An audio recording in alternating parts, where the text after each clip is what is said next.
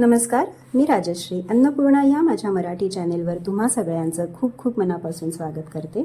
आज मी माझ्या चॅनेलचा सगळ्यात पहिला व्हिडिओ अपलोड करीत आहे आणि माझी पहिली रेसिपी आहे ही नॉनव्हेज लवर्ससाठी खूप स्पेशल, ती म्हणजे कोंबडी वडे। पुढील प्रमाणे आहे। अर्धा किलो तांदूळ 2 ते 3 पाण्याने स्वच्छ धुवून घेतलेले आहेत आणि ते मी 3 ते 4 तास फॅन खाली वाळवून घेतलेले आहेत।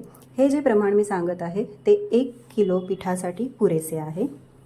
पाव किलो ज्वारी, उडीद डाळ 1 वाटी, 1 वाटी चणा डाळ, 1 वाटी पोहे, अर्धी वाटी धणे,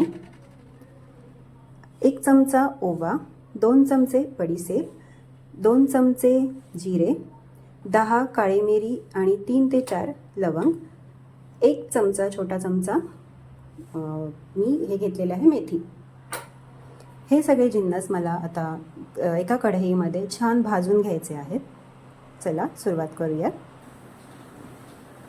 मी एक मोठी कढई इथे तापवत ठेवलेली आहे। यात मी अर्धा किलो तांदूळ पूर्ण बसणार नाहीत म्हणून मी अर्धे अर्धे करून ते भाजणार आहे। तांदूळ हे खूप जास्त भाजायचे नाही आहेत, आपल्याला त्याचा रंग बदलला नाही पाहिजे, अशा प्रकारे भाजले पाहिजे तांदूळ। चला तर भाजून घेऊयात आपण। तांदूळ भाजताना अजिबात रंग बदलू द्यायचा नाहीये।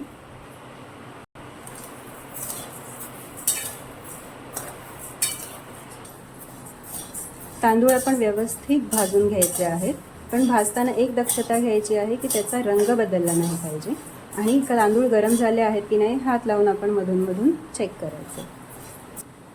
आता हे तांदूळ व्यवस्थित भाजलेले आहेत, ते आपण एका पसरट भांड्यामध्ये काढून घेऊयात। मी इथे एक परात घेतलेली आहे, त्या परातीत आपण ते तांदूळ व्यवस्थित काढून घेऊया।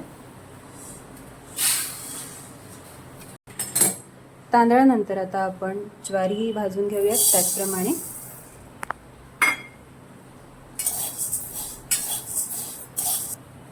ज्वारी व्यवस्थित भाजली आहे, आता ती आपण काढून घेऊयात।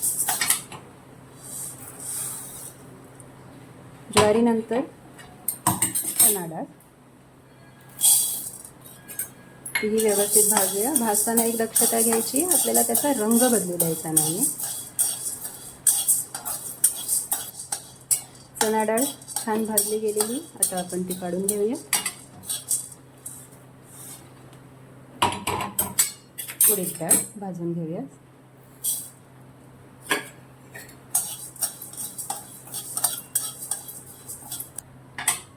उडीद डाळ काढून घेऊयात। पुढील जिन्नस पोहे। पोहे अगदी कडकडीत नाही करायचे, तर आपल्याला साधारण गरम करून घ्यायचे, कुरकुरीत झाले पाहिजे। पोहेही छान कुरकुरीत झालेले आहेत। आता पोहे आपण त्याच परातीमध्ये काढून घेऊयात आणि कढईमध्ये धणे टाकूया। धणेही तसेच भाजून घ्यायचे आहेत आपल्याला। धणे काढून घेऊया, छान भाजून झालेले आहेत।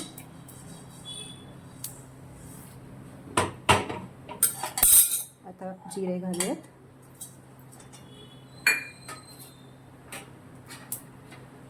ओवा, बडीशेप, हे सगळं व्यवस्थित भाजून घेऊया।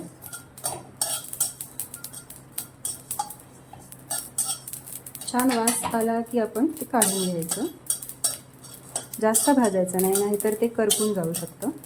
काढून घेऊया। लवंग आणि काळी मिरी, ती छान भाजून घेऊया। गरम करायची आहे आपल्याला, जास्त भाजायची नाही आहे।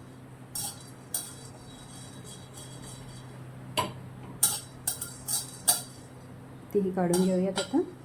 आणि शेवटचं जिन्नस आपले मेथी दाणे। मेथी दाणे ही जास्त भाजायचे नाहीत, मेथी दाणे जास्त भाजले तर ते कडू होऊ शकतात आपले वडे, त्यामुळे ते नॉर्मल गरमच करायचे आहेत। गरम करून आपण ते काढून घेऊया। हे सगळे जिन्नस आपल्याला थंड करून छानपैकी चक्कीमध्ये दळून घ्यायचे आहे। जर तुमच्याकडे घरघंटी असेल तर घरघंटीमध्ये सुद्धा दळू शकता, किंवा तुमच्या चक्कीमध्ये जाऊन तुम्ही ते दाटसर असे रवाळ असं दळून घ्यायचं आहे।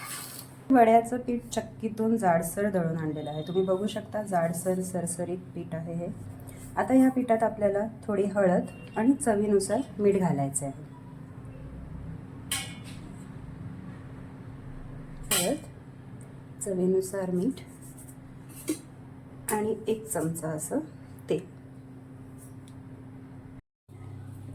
इथे तुम्ही पाहू शकता पीठ छान 2 तास भिजलेलं आहे, छान दाटसर, अगदीच पातळ नाही आणि अगदीच घट्टही नाही। ह्याचे छोटे छोटे गोळे करून घेऊयात आपण आणि त्याचे वडे थापून घेऊयात। वडे थापण्यासाठी मी इथे एक प्लास्टिकची पिशवी यूज केलेली आहे, ती छान पोळपाटावरती पसरवून त्याला पाण्याचा हात लावून घ्यायचा आणि मग त्याच्यावरती वडे थापायला घ्यायचे। बोटाच्या साहाय्याने अलगद वडे छान प्रेस करत थापायचे आहेत, खूप जाड असे नाही आणि खूप पातळ असेही नाही। खूप पातळ केले तर ते कडक कडक होतील, फुगणार नाहीत, आणि खूप जाड केले तर ते आतून कच्चे राहतील। मी इथे एक तेलाची कढई तापवत ठेवलेली आहे, तेल अगदीच खूप कडक नाही झालं पाहिजे, मीडियम हीटवरती आता हा वडा आपण तेलात सोडूया।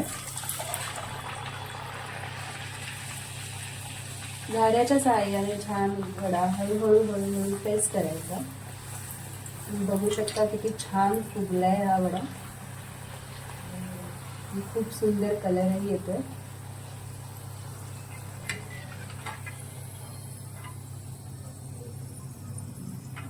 वडा बघू शकता छान तळलेला आहे, तर त्याला आपण काढून घेऊयात। अशाच पद्धतीने सगळे वडे आपण थापून घेऊयात। अशा पद्धतीने मी छान वडे थापून घेतलेले आहेत आणि ते तुम्ही बघू शकता खूप सुंदर टम्म असे फुगलेले आहेत। ते सर्व केलेत मी सुक्या चिकन सोबत आणि मटणाच्या रश्श्यासोबत, खूप सुंदर असे वडे दिसत आहेत। अशाच पद्धतीने तुम्ही बनवून वडे ह्या साहित्याच्या रीतीने वडे बनवून 1 किलोच्या प्रमाणात छान बनवून होतात। ही तुमची गटारीचा आस्वाद घेण्यासाठी वडे रेडी आहेत।